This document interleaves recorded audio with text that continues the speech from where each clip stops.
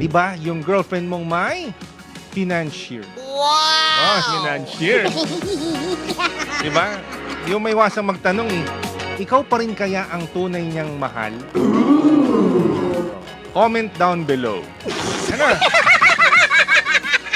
Di ba mga kabisyo? Bang! Pinatawad mo na ng una, inulit pa. Ang masaklap kabisyo, ni-level up. Kaya mo pa bang magpatawad? Bang! Kung sa una pa lang, kala mo nangako na. Di ba? Oh.